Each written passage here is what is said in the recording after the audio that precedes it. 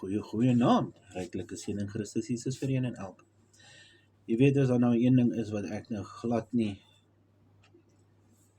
oogarig voor het nie, is dit vir skrif wat verdraai word en aangepas word om by 'n boodskap wat iemand wil bring te pas, en wat dan die betekenis van daardie skrif heeltemal vernietig. Onlangs het 'n bekende pastoor ook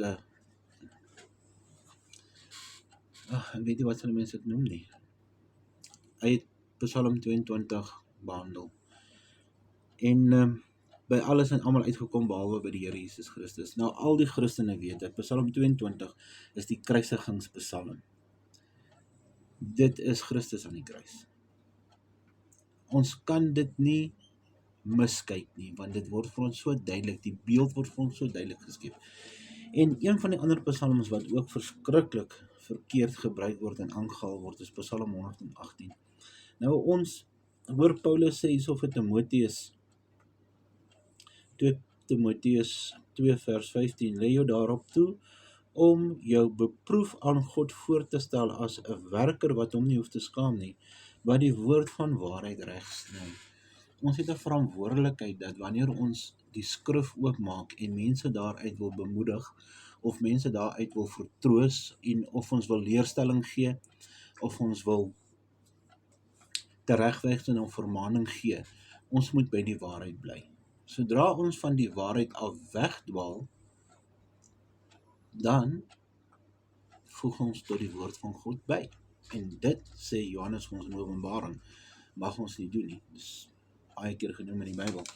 En die teksvers wat ek vandag voor, die teksgedeelte wat ek vandag oor wil praat, is Psalm 118. Ons gaan lees vanaf vers 17. Weerens is dit 'n Jesus psalm. Dit beskryf die Here Jesus se kruisiging. Dit is die bekende gedeelte waar die hoeksteen wat die bouers verwerp het, uitkom. Kom ons lees vanaf vers 17 en ek lees uit die 33 vertaling, né? Ek sal nie sterwe nie, maar lewe en die werke van God vertel. Uitgemaakte saak, Jesus Christus gaan uit die dood uit opstaan. Die Here het my hart kastei, maar my aan die dood nie oorgegee nie. Al die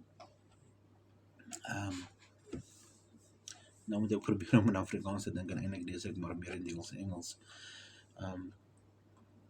Die straf wat op die Here Jesus Christus was vir ons sonde. Dit is wat hiervan geskryf word. Die kastei is die sonde las van die mensdom wat op Christus Jesus gelê word.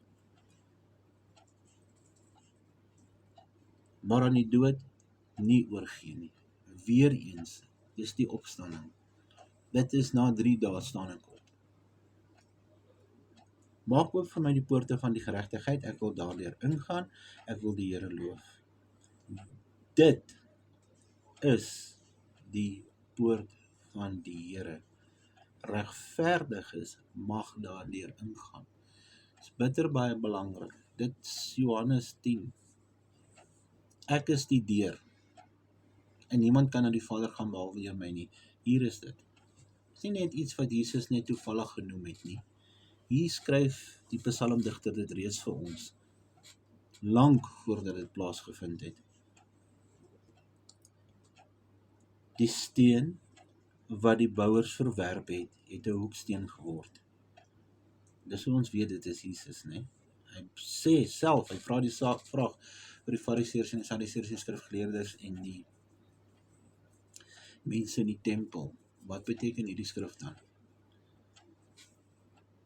En dan kom ons by die teksvers. Dit is die dag wat die Here gemaak het. Laat ons daaroor juig en bly wees.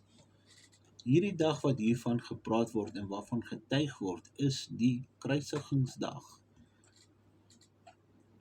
Dit is die enigste betekenis wat ons aan hierdie dag kan gee. Ons kan nie sê dat vandag is die dag wat die Here gemaak het nie. Dit is korrek. Die Here het alle dae gemaak. Maar hierdie een spesifieke dag het die Here uitgesonder. En ek en u moet bly wees daaroor. Ons moet jubel daaroor. Ons moet getuig daaroor. Dit is belangrik dat wanneer ons die skrif lees, ons dit in konteks sal lees. Dit is reg en dit is mooi en dit is goed om broers en susters te bemoedig uit die woord van God, maar dan moet ons die woord reg sny. Alles geen voorspoed, mooi loop.